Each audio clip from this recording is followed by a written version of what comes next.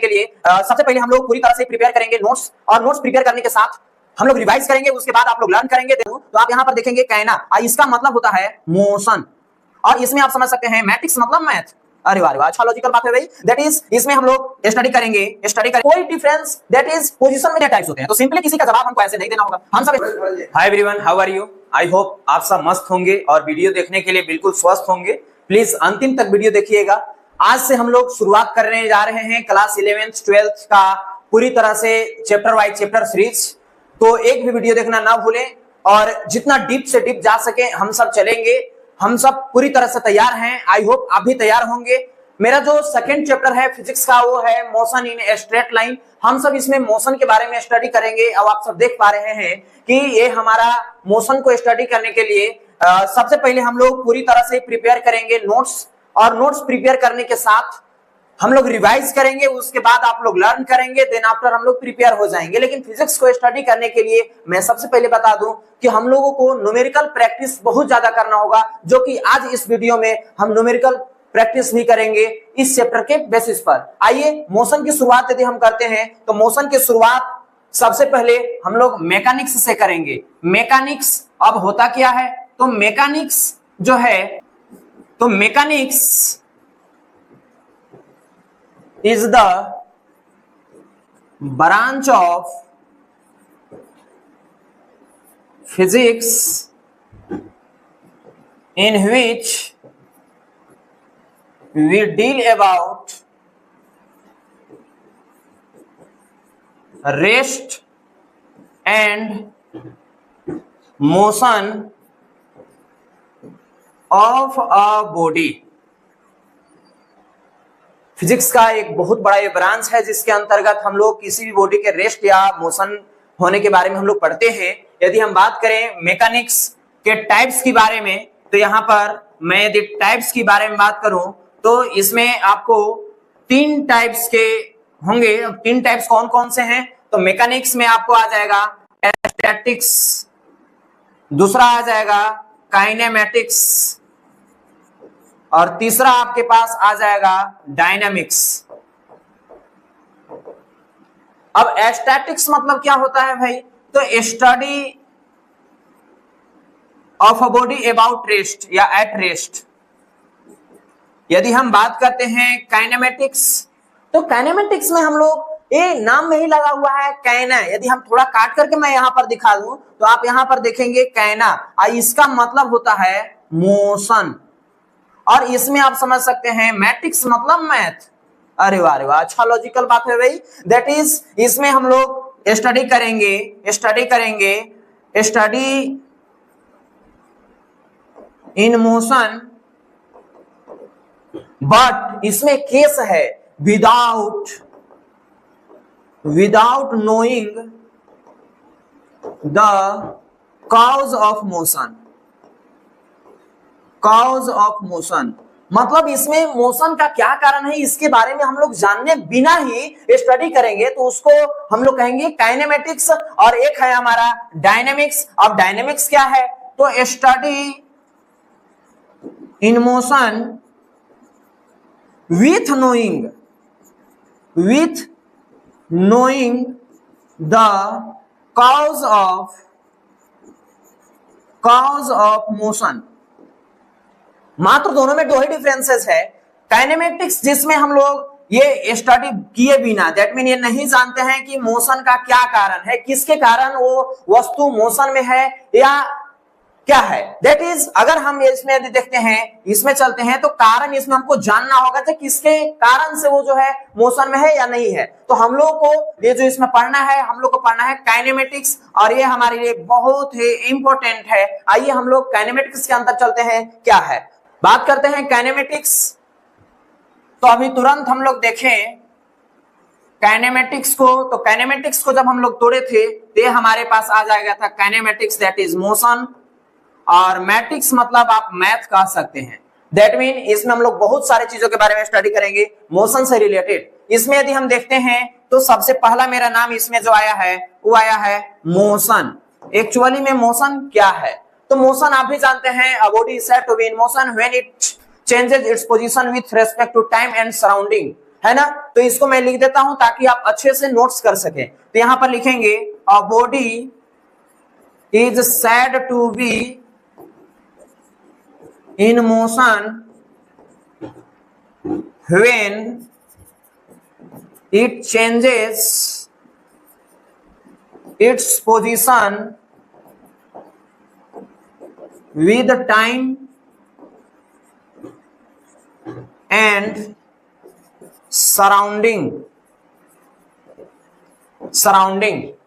That is कोई time या surrounding के साथ यदि किसी एक बॉडी के रेस्पेक्ट में यदि वो मूवमेंट कंडीशन में है या अपना पोजीशन चेंज कर रहा है तो उसको हम लोग मोशन में होना कहते हैं। लॉजिकल बात कुछ और भी है, इसमें हम अभी जस्ट बताएंगे कि कोई भी चीज मोशन में दैट इज यदि हम कहें चल भी रहा हो, बचपन में आप लोग जानते हैं कि कोई चल रहा है तो वो गति में है या मोशन में, ऐसा हम लोग नहीं बल्कि कुछ अलग ही जानने का प्रयास करेंगे। प्लीज वॉच करते रहिए, कुछ देर वेट कीजिए। अगर एग्जांपल दे लूं तो ये आप कह सकते हैं जैसे आपका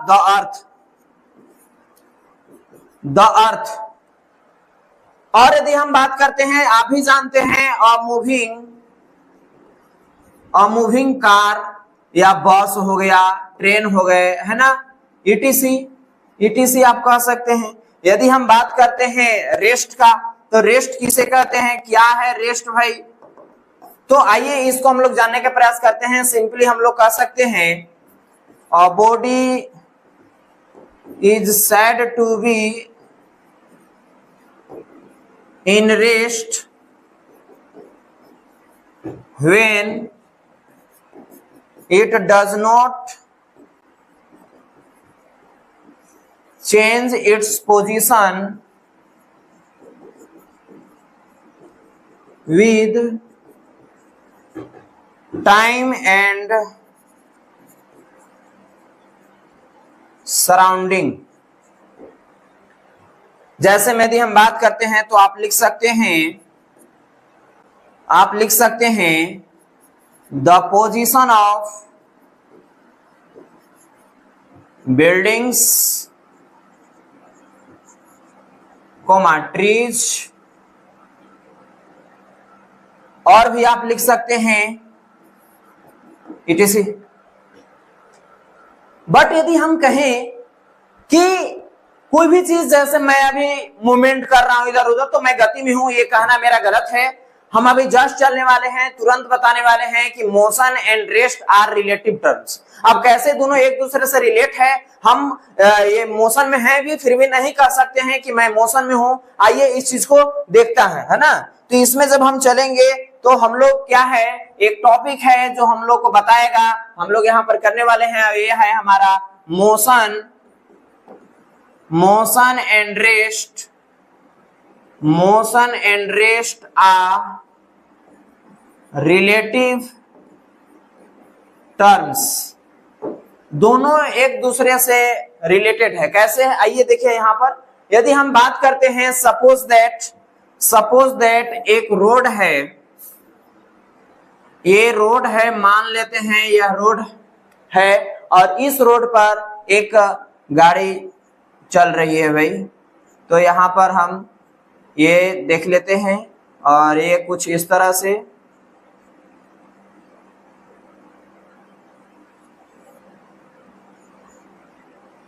है ना, और ये है बस और इस बस में बहुत सारे लोग बैठे हुए हैं और ये इधर की ओर मूव कर रहा है।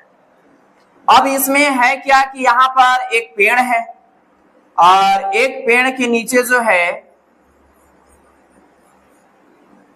इस पेड़ के नीचे एक आदमी बैठा है। सपोज दैट यहां पर इस पेड़ के नीचे एक आदमी बैठ करके और कुछ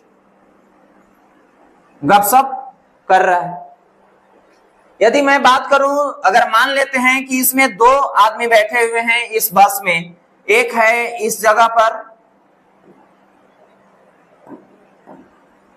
एक है इस जगह पर और एक है यहां। इसका नाम मान लेते हैं महेंद्र है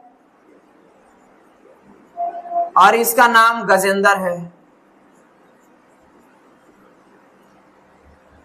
और मान लेते हैं ये सेब का पेड़ है और इसके नीचे ये न्यूटन साहब हमारे फिजिक्स का बैठे हुए हैं। अगर हम बात करें कि ये गाड़ी अभी चल रही है तो हम किसके रेस्पेक्ट में कर रहे हैं, तो ये यदि हम बात करते हैं इस न्यूटन के रेस्पेक्ट में, दैट इज अगर हम इसमें लिखें इसका थ्योरी यदि हम लिख करके आपको हल्का बताएं तो a body may be at rest or motion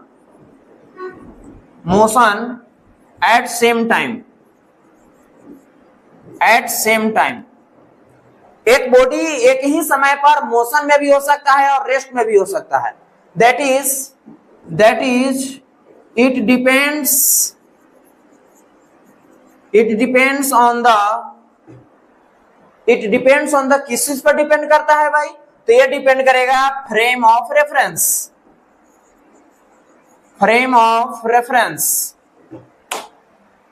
अब बातें करते हैं कि ऐसा कैसे हो सकता है, कोई भी एक जैसा मान लेते हैं हम महेंद्र को ले रहे हैं, ये महेंद्र है और महेंद्र जो है अब इसमें ये आगे बैठा हुआ है, ये आगे बैठा हुआ है और यहां पर गजेंद्र पीछे बैठा हुआ है। अब हम बातें करते हैं कि ये कैसे है, क्या वर्क है, क्या है हम लोग का ये रिलेटिव एक दूसरे से कैसे है, रिलेटेड कैसे है। अगर ये हमारा महेंद्र आगे है और हम यदि बात करते हैं न्यूटन के सापेक्ष में, तो ये अपना पोजीशन चेंज कर रहा है। न्यूटन बैठा हुआ है लेकिन ये जो है ये अपना पोजीशन को चेंज कर रहा है। दैट इज अभी ये हम कह सकते हैं कि महेंद्र जो है वो मोशन में है, परंतु यदि हम कहें कि यदि हम बात करते हैं महेंद्र का किसके रेस्पेक्ट में, तो विथ रेस्पेक्ट टू गजेंद्र के रेस्पेक्ट में, तो आप देख रहे हैं कि इस गाड़ी में इन दोनों के बीच में कोई डिफरेंस दैट इज पोजीशन में चेंज नहीं हो रही है। जब पोजीशन में चेंज नहीं हो रहा है तो हम कह सकते हैं, हम यहां पर कह सकते हैं कि महेंद्र जो है Mahendra is in motion with respect to Newton, but Mahendra is at rest with respect to Gajendra। और हम लोग कह सकते हैं सपोज दैट मैं यहां क्लासरूम में हूं और मैं पूरी तरह से मूवमेंट कर रहा हूं, तो अगर मैं कहूं कि मैं रेस्ट में हूं या मोशन में हूं, तो ये मेरा कहना डायरेक्ट गलत होगा। हमको उससे पहले हमको जानकारी लेना होगा कि किसके रेस्पेक्ट की बात की जा रही है। अगर मैं बात करूं इस क्लासरूम के रेस्पेक्ट में, तो मैं इस क्लासरूम के रेस्पेक्ट से अपना पोजीशन चेंज नहीं कर रहा हूं। दैट इज हम कितना भी डांस कर लें, दौड़ लें, धूप लें, लेकिन हम रेस्ट में ही कहलाएंगे जब तक इसके सापेक्ष हम अपना पोजीशन चेंज नहीं करेंगे। आई होप आप सब मोशन एंड रेस्ट की कहानी समझ गए होंगे। आपसे कोई भी पूछे कि मोशन में हो या रेस्ट में हो, तो आप सिर्फ अपना स्थिति देख करके ना बताएं कि हम किस कंडीशन में हैं। आप सबसे पहले उससे पूछे कि आप किसके रेस्पेक्ट की बात कर रहे हैं, तब आपका आंसर सही होगा। आइए हम आगे चलते हैं और इसमें आगे देखते हैं जो क्या है मोशन की। यदि हम बात करते हैं तो अब हम लोग देखेंगे types of motion. Types of motion की यदि हम बात करते हैं मोशन, तो अभी तुरंत हम मोशन बताएं और अब हम बात करेंगे types of motion. Types of motion, motion के टाइप्स। तो मोशन के टाइप्स की यदि हम बात करते हैं तो इसमें आपको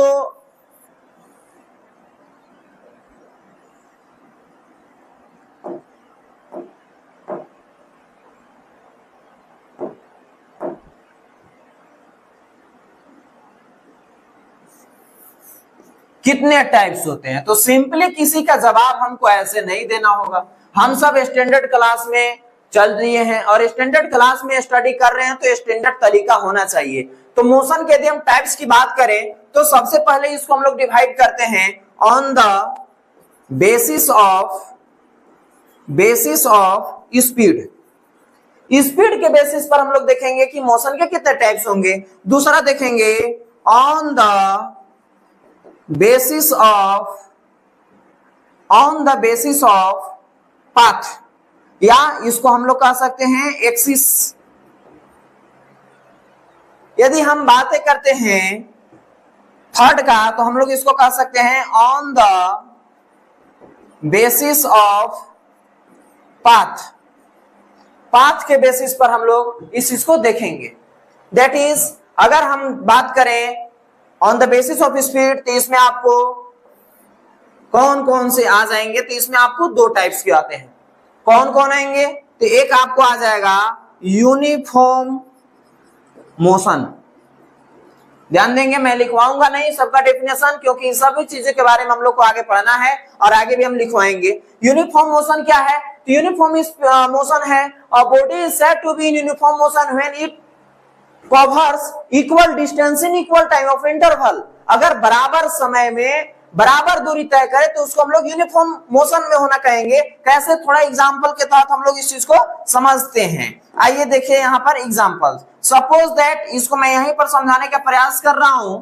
आप यहाँ पर देखेंगे, मान लेते हैं ए पॉइंट है, ये बी पॉइंट है, और ये पॉइंट सी है, और ये पॉइंट आपका डी है। अगर मैं बातें करूं यहाँ पर, यहां से लेके यहां तक डिस्टेंस 10 किलोमीटर है, यहां पर भी यहां से लेके यहां तक का डिस्टेंस 10 किलोमीटर ही है। अगर नेक्स्ट की बात करूं तो ये भी मेरा 10 किलोमीटर है। और यदि हम टाइम की बात करते हैं तो मान लेते हैं कि ये जो है यहाँ पर 10 किलोमीटर चलने में ए से लेके बी तक, और यहाँ पर फिर से महेंद्र को ही हम चला दे रहे हैं, तो यहाँ से यहाँ तक जाने में जो है वो मान लेते हैं कि 0.5 आवर का समय लिया। तो नेक्स्ट यूनिफॉर्म होने के लिए इक्वल डिस्टेंस में इक्वल टाइम ऑफ इंटरवल ही होनी चाहिए। दैट इज, यहाँ पर भी हमारा 0.5 आवर समय लेना होगा उसको, और यहाँ पर 0.5 आवर। आप देख पा रहे हैं कि equal distance and equal time of interval, then the motion of that body is known as uniform motion. And next बात करते हैं हम non uniform motion. Non uniform motion, non uniform motion, non uniform का motion कहने का मतलब है कि डिस्टेंस इक्वल रहेगा पर टाइम इक्वल नहीं रहेगा। दैट इज, इसको एग्जांपल के तहत यदि मैं समझा दूं हल्का, तो आप देखेंगे, मान लेते हैं फिर से वही पॉइंट ए है, और ये पॉइंट बी है, ये पॉइंट सी है, और ये पॉइंट डी है। अगर यहां से यहां तक का दूरी, यदि यहां से यहां तक का दूरी यदि मेरा फिर से मान लेते हैं कि ये 10 किलोमीटर है, और यहां तक का भी ये 10 किलोमीटर ही है, नेक्स्ट आपका 10 किलोमीटर ही है। अगर हम बात करते हैं टाइमिंग का, तो हो सकता है कि रोड यदि खराब हो या कि कोई चीज हो गया हो, तो शुरुआत में ही उसको 1 आवर का समय ले लिया, बाकी फिर 0.5 आवर का समय लिया, लेकिन फिर से 1 आवर का समय ले लिया। तो हम कहेंगे कि यहाँ पर आप देख पा रहे हैं कि इक्वल डिस्टेंस हो, लेकिन यहाँ पर अनइक्वल टाइम है। दैट इज, यहाँ पर 1 घंटा लिया, अगले 10 किलोमीटर में आधा घंटा का ही समय लिया, और नेक्स्ट 10 किलोमीटर में 1 आवर का ले लिया। दैट इज, हम यहाँ पर कहेंगे कि ये हमारा नॉन यूनिफॉर्म मोशन है। नेक्स्ट यदि हम बात करते हैं तो इसमें आपको क्या क्या आ जाएगा, डायमेंशन के बेसिस पर भी कह सकते हो या एक्सिस के बेसिस पर भी। यदि हम बात करते हैं तो यहाँ पर आप देखिए, तो ये आपका आ जाएगा 1 डायमेंशनल मोशन। पहला हमारा हो जाएगा 1 डायमेंशनल मोशन, 1 डायमेंशनल मोशन, और दूसरा का हो जाएगा हमारा 2 डायमेंशनल मोशन, और तीसरा हो जाएगा हमारा 3 dimensional motion.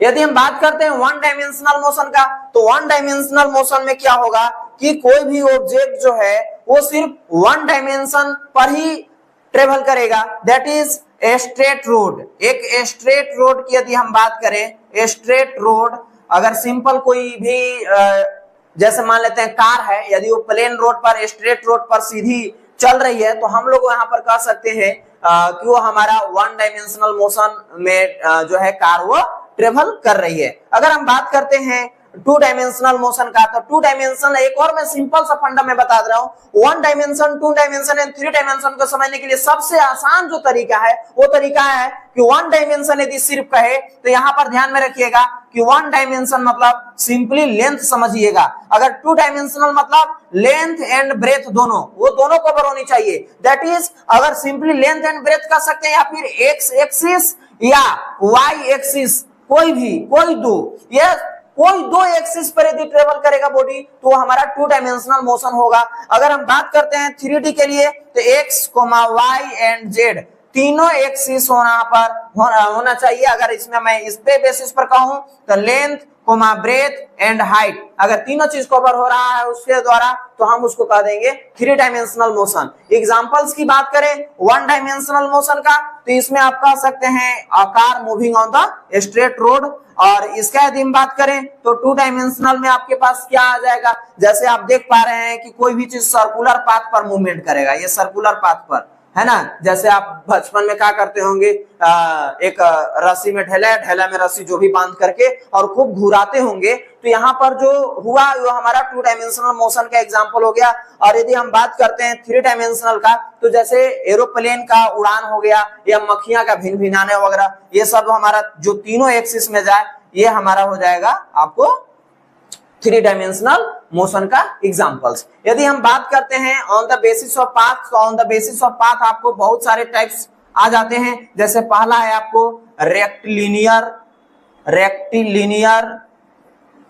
Motion, rectilinear motion. दूसरा आपके पास आ जाएगा सर्कुलर मोशन। तीसरा जो आ जाएगा वो आ जाएगा आपको रोटेटरी मोशन। इसके बाद जो आपके पास आ जाएगा वो हम कह सकते हैं, ये हो गया पहला, ये हो गया दूसरा, ये हो गया तीसरा, और इसके बाद आपके पास आ जाएगा चौथा ओसिलेटरी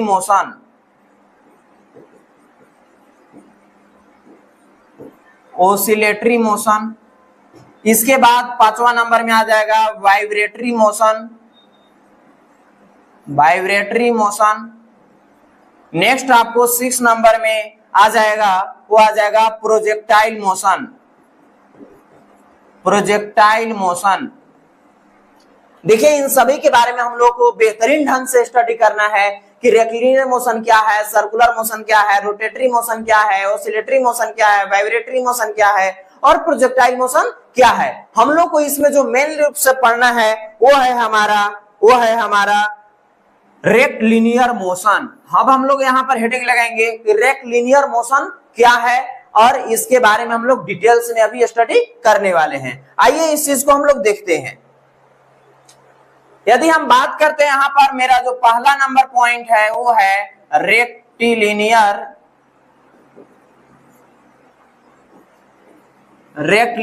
मोशन। यदि हम रेक्टिलिनियर मोशन में बात करें तो आप यहां पर देख सकते हैं रेक्टिलिनियर मोशन मतलब है कि मोशन ऑन स्ट्रेट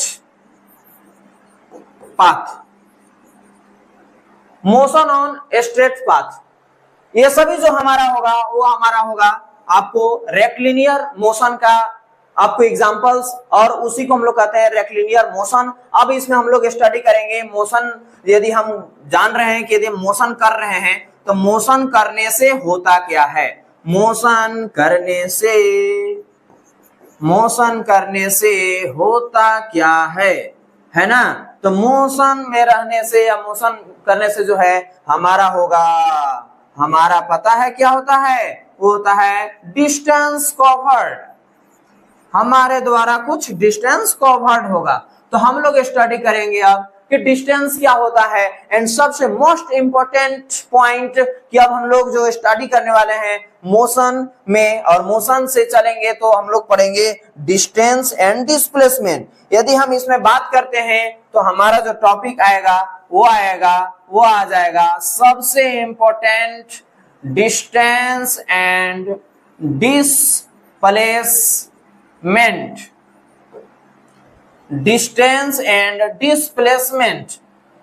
अब क्या है, आइए इसमें हम लोग बेहतरीन ढंग से पढ़ते हैं और जानकारी लेते हैं एक्चुअली में इसके अंतर क्या है। अगर हम डिस्टेंस की बात करें तो डिस्टेंस में यदि हम बात करें तो यहां पर लिख सकते हैं कि distance is the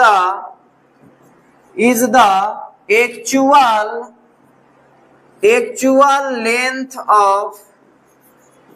length of path travelled by a body. कैसे करना है कि actual length of path travelled by body, जैसे आप अपने घर से कोचिंग की ओर जाते हैं, चाहे मार्केट जाते हैं, तो मार्केट जाते होंगे तो जितना दूरी चलते होंगे आप, दैट मीन कहने का मतलब पथ की लंबाई जितना होगा, रास्ता की लंबाई जितना होगा, जितना आप चलिएगा वही तो डिस्टेंस है भैया। डिस्टेंस वही है, दैट इज वो पथ की लंबाई। दैट इज को सिंपली हम लोग लिख सकते हैं, सिंपली हम लोग क्या लिख सकते हैं, इस चीज को देखिएगा, मतलब हम लोग कह सकते हैं कि distance is equal to length of path.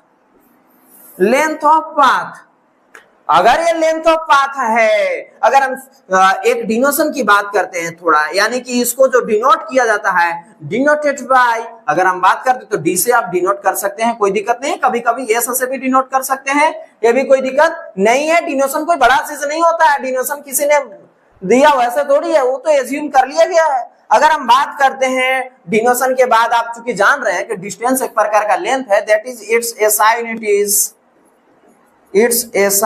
Unit is metre.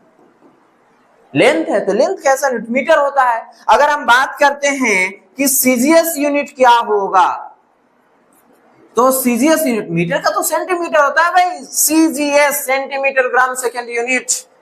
अगर हम बात करते हैं, बहुत ही मोस्ट इंपोर्टेंट बात, कि ये हमारा जो डिस्टेंस ये स्केलर है, वेक्टर है, तो भाई डिस्टेंस आपका स्केलर क्वांटिटी है, यानी कि ये है हमारा स्केलर क्वांटिटी। अब स्केलर क्वांटिटी क्यों है, because it does not depend on direction, है ना, यह डायरेक्शन पर डिपेंड नहीं करता है। अगर हम आगे बात करें डिस्टेंस के बारे में थोड़ा सा और, तो डिस्टेंस इज ऑलवेज पॉजिटिव।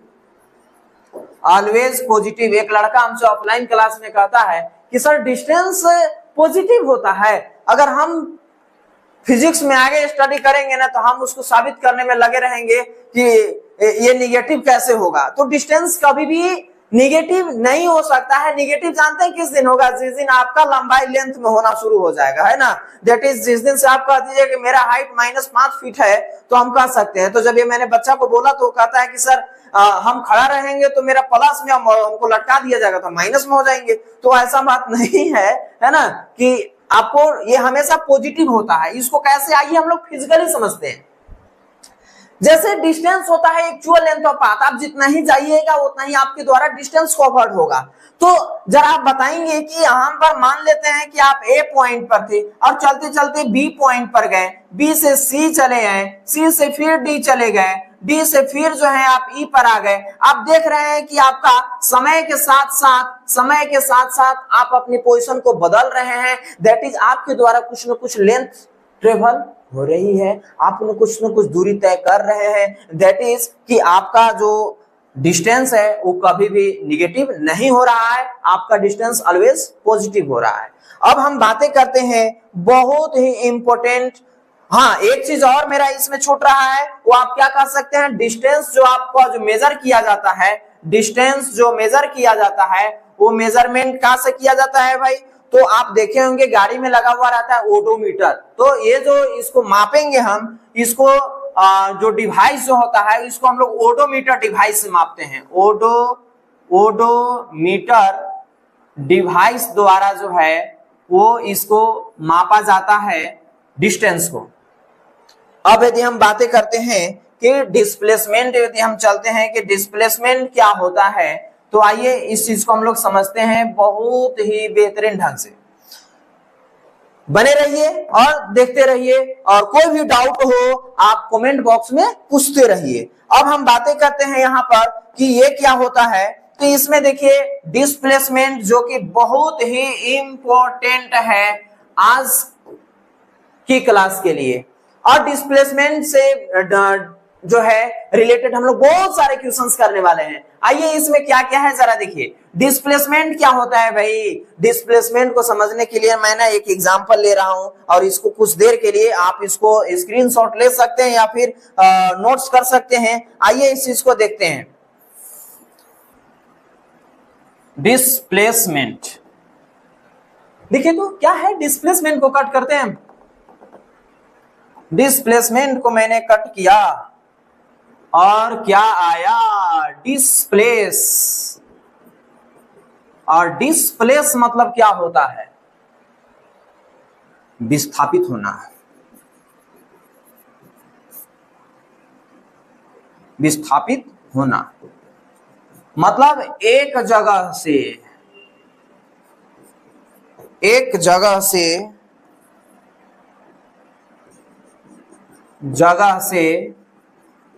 दूसरे जगह जाना, है ना। अब इसका क्या मतलब निकल गया? आइए थोड़ा सा देखिए ना, आप लोग देखते हैं तो हमको बहुत अच्छा लगता है ना। ये क्या है? मान लेते हैं अभी हम ए पॉइंट पर थे, और ए के बाद जो है वो कहां गए भाई? बी पर गए। बी के बाद सी पर चले गए, है ना। तो हमारे द्वारा मान लेते हैं ए से लेकर बी तक का जो दूरी है वो सपोज दैट 8 किलोमीटर है, और यहां से यहां तक 12 किलोमीटर है। अगर हम बात करें कि डिस्प्लेसमेंट क्या है, डिस्टेंस क्या है, तो इसमें तो आप डिस्टेंस बता ही दीजिएगा। डिस्टेंस आप बता ही दीजिएगा कि डिस्टेंस है आपको 8 और 12, माने 8 + 12 बराबर 20 किलोमीटर। लेकिन डिस्प्लेसमेंट में आप फंस गए। डिस्प्लेसमेंट कैसे निकालिएगा भाई? तो डिस्प्लेसमेंट एक्चुअली में होता क्या है, तो यहां पर लिखेंगे हम the shortest distance between final position and initial position travelled by a body. Okay, that is. आइए इस चीज को थोड़ा सा हम लोग एक और देखते हैं।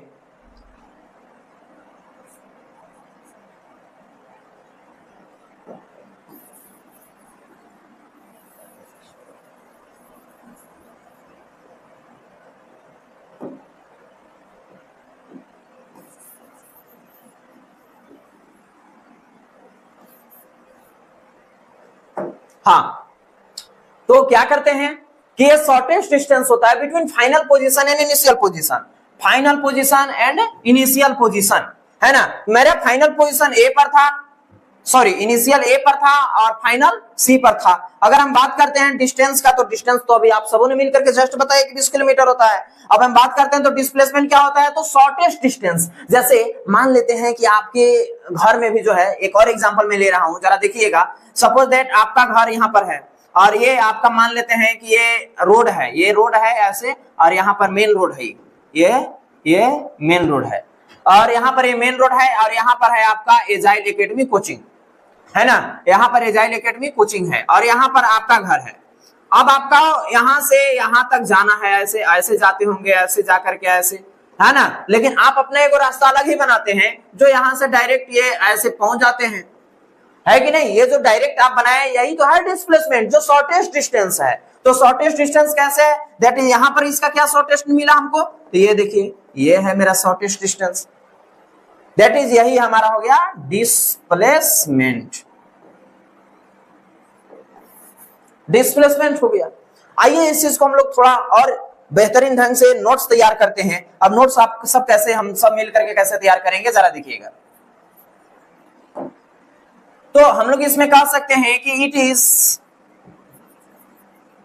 डिनोटेड बाय, डी से भी कर सकते हैं और एस से इसको भी किया जा सकता है ना। अगर हम बात करते हैं फॉर्मूला का, तो डिस्प्लेसमेंट इज इक्वल टू, जो फॉर्मूला होता है वो होता है final position minus initial position. ये आपका फॉर्मूला हो गया, displacement is equal to final position minus initial position. अगर हम बात करते हैं तो चूंकि ये भी फाइनल पोजीशन माइनस लेंथ ही है, तो its SI unit is metre. अगर हम बात करते हैं कि स्केलर है कि वेक्टर, तो ये है आपको it is a vector quantity. Vector quantity, ये वेक्टर क्यों है? Because it depends on the direction. मतलब जैसे ही आप डायरेक्शन चेंज किए वैसे ही डिस्प्लेसमेंट का बढ़ा जाएगा, माने डिस्प्लेसमेंट का वैल्यू इधर उधर होने लगेगा। दैट इज ये डिपेंड कर रहा है ना डायरेक्शन पर, तो जब डायरेक्शन पर डिपेंड करेगा तो ये हमारा वेक्टर क्वांटिटी होगा। अगर हम बात करते हैं कि पॉजिटिव नेगेटिव हो सकता है कि नहीं भाई, तो हो सकता है। It may be positive comma negative और जीरो, ये तीनों हो सकता है भाई। कैसे हो सकता है, मैं जस्ट बता रहा हूं कि पॉजिटिव नेगेटिव और जीरो कैसे हो सकता है। अब मैं उसी चीज का चर्चा कर रहा हूं। मैंने आपको समझना यह है कि ये पॉजिटिव नेगेटिव और जीरो तीनों कैसे हो सकता है। बने रहिए, देखिए, और हम लोग समझते हैं कि ये कैसे हो सकता है। तो यदि हम बात करते हैं कि कैसे होता है, तो मान लेते हैं अभी इस रोड पर, ये एक हमारे पास ये रोड है ना, और इस रोड पर यदि हम बात करते हैं, ये रोड है, और इस रोड पर सपोज दैट यहाँ पर है अभी हम फिलहाल, है ना, यहाँ पर एक बिल्डिंग है, यहाँ पर इस बिल्डिंग में, है ना, यहाँ पर है, और ये एक जगह है, ठीक है। सपोज दैट ये है हमारा एक और जगह, ठीक है। मान लेते हैं इस जगह का नाम हम दे देते हैं ए, इस जगह का नाम दे देते हैं बी, और इस जगह का नाम दे देते हैं सी। बातें करते हैं अगर डिस्टेंस की, तो यहां से यहां तक का जो डिस्टेंस है वो सपोज दैट मैंने ले लिया 20 किलोमीटर, और यहां से यहां तक का जो डिस्टेंस है वो हमने ले लिया 8 किलोमीटर। मान लेते हैं कि अभी हम फिलहाल इस पॉइंट पर हैं, है ना, ये मेरा है स्टार्टिंग पॉइंट जहां से मैं स्टार्ट किया हूं। बी से स्टार्ट किए हैं, सी की ओर गए, मतलब बी टू सी गए हैं। तो बी टू सी जाने में हम यहां पर लिख रहे हैं डिस्प्लेसमेंट, और इधर लिख रहे हैं हम डिस्टेंस। देखिएगा, तो बी टू सी जाने में यदि हम बात करते हैं कि डिस्प्लेसमेंट कितना हुआ है, तो आप यहां पर स्टार्टिंग ये है, फाइनल ई है, दैट इज यहां से यहां तक का जो दूरी है वो हमारे पास 8 किलोमीटर है। तो डिस्प्लेसमेंट भी 8 किलोमीटर ही हुआ। अगर हम डिस्टेंस की बात करें तो कितना है भाई, बी से लेकर सी तक 8 किलोमीटर ही है। नेक्स्ट बात करते हैं हम, यदि बी से, है ना, बी से गए सी, और सी से गए फिर भी आ गए, हम जहां से गए थे वहीं पर आ गए। दैट मीन यदि हम बात करते हैं कि डिस्प्लेसमेंट कितना होगा, तो गए कितना भाई 8, फिर कितना आ गए 8, दैट इज 8 माइनस 8 बराबर 0 किलोमीटर। अरे वाह वाह, दैट मीन ये हमको साबित करता है कि हमारा 0 आ गया, डिस्प्लेसमेंट 0 हो सकता है। यहां पर क्या है, पॉजिटिव डिस्प्लेसमेंट है। अगर हम डिस्टेंस की बात करें कि डिस्टेंस कितना होगा, तो डिस्टेंस आप जब देखिएगा तो कितना है, 8 हम यहां से गए थे, और फिर यहां से जा करके बी से सी, और फिर सी से बी आ गए, दैट इज 8 यहां और 8 यहां, टोटल कितना आ गया भाई, तो 8 प्लस 8 बराबर 16 किलोमीटर मेरा डिस्टेंस हो गया। अगर हम बातें करते हैं आगे कि अगर हम बी से कहां गए, जरा फिर से ध्यान दीजिएगा, बी से गए सी, सी से गए बी, और फिर जीव नहीं माना तो बी से चले गए। अब क्या होता है भाई, जरा ध्यान दीजिएगा, डिस्प्लेसमेंट का क्या असर पड़ता है डायरेक्शन, जब हम इधर चले गए ऑपोजिट साइड में, तो आप देख रहे हैं कि जहां थे वहां से फिर यदि हम स्टार्ट करते हैं, या फिर आप जब इधर से भी स्टार्ट करते हैं तो क्या होता है, जरा इस चीज को ध्यान से दीजिएगा। ए से गए थे सी, तो सी गए, तो सॉरी बी से गए जब सी, बी से गए सी, तो हमारा टोटल डिस्टेंस की मैं बात कर लूं, थोड़ा डिस्टेंस लिख लूं, तो डिस्टेंस कितना होगा, दैट मीन मेरा 8 इधर हो गया 8, तो यहां मैं लिख ले रहा हूं 8 प्लस सी से फिर कहां गए भाई बी, तो सी से बी चले गए, प्लस में 8 और हो गया, फिर बी से कहां चले गए ए, तो बी से ए चले गए, तो ए हमारा कितना हो गया 20 हो गया, है ना। इसका मतलब कि टोटल डिस्टेंस हमारा हो गया 8 वाट 16 प्लस 20 बराबर 36 किलोमीटर। अब हम बातें करते हैं डिस्प्लेसमेंट का क्या असर पड़ा है। तो डिस्प्लेसमेंट जरा ध्यान दीजिए तो क्या है। तो डिस्प्लेसमेंट यदि हम बात करते हैं तो बी से कहां गए थे, सी से बी से ए, तो यहां से यहां जाइए तो 8, और फिर इधर कितना चलेगा भाई, तो 8 माइनस में कितना चलेगा, तो 8 माइनस 20, माने आप इसको लिख सकते हैं 8 माइनस 28 बराबर माइनस 20 किलोमीटर, है ना। आप इसको और कैसे कर सकते हैं, तो यहाँ पर जहां से शुरुआत करते हैं वहीं पर आ जाते हैं तो मेरा डिस्प्लेसमेंट 0 हो जाता है। तो और हम लोग इसको कह सकते हैं 0 माइनस इधर कितना चलेगा भाई, तो फाइनल मेरा यहां से यहां आ गया तो 20 आ गया, माने माइनस 20 आ गया। तो इस केस में भी आपका माइनस आ रहा है। यहां पर क्या देख रहे हैं कि डिस्प्लेसमेंट जो है वो कहां हो जा रहा है, निगेटिव हो गया। कहां हो गया, निगेटिव। यानी इस तरह से हम समझ सकते हैं कि डिस्प्लेसमेंट में भी पॉजिटिव, नेगेटिव और जीरो।